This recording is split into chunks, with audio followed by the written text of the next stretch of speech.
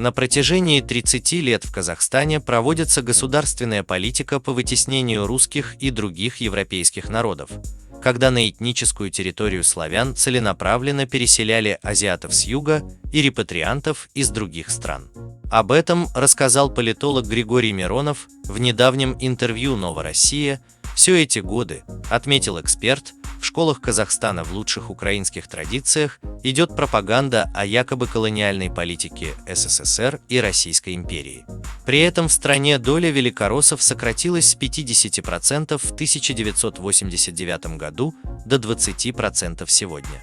По сути, 3 десятилетия в стране шла крупномасштабная этническая чистка, о которой российский МИД в данный момент предпочитает молчать. Но когда-нибудь Россия об этом вспомнит. Казахстан это хорошо понимает, указал Миронов. К тому же, считает политолог, в Казахстане за эти годы выросла новая политическая элита, которая в большей степени ориентирована на Запад, чем на Москву, в том числе из-за русофобской пропаганды, которая проводилась в республике все эти годы. Поэтому не будет ничего удивительного, если казахстанские власти под воздействием настроений внутри политической элиты будут тормозить евразийскую интеграцию, ведь им уже кажется, что они настолько великие, что не должны быть под влиянием России, заключил собеседник издания. Также политолог Григорий Миронов в недавнем интервью сказал, что станет с Казахстаном, если он пойдет по пути Украины.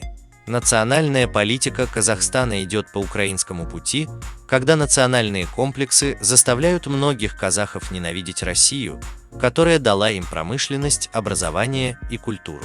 Казахские ура-патриоты искренне считают, подчеркнул эксперт, что убрав русский язык из числа официальных, русское самосознание в стране уменьшится, и можно будет окончательно ассимилировать европейские нацменьшинства.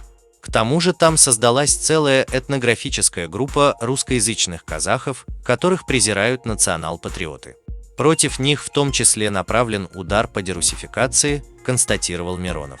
По его мнению, те якобы русские, которые поддерживают кампанию по лишению русского языка его статуса, либо ничего не понимающие в глобальных процессах люди, либо чиновники и политологи, живущие за счет бюджета и западных грантов.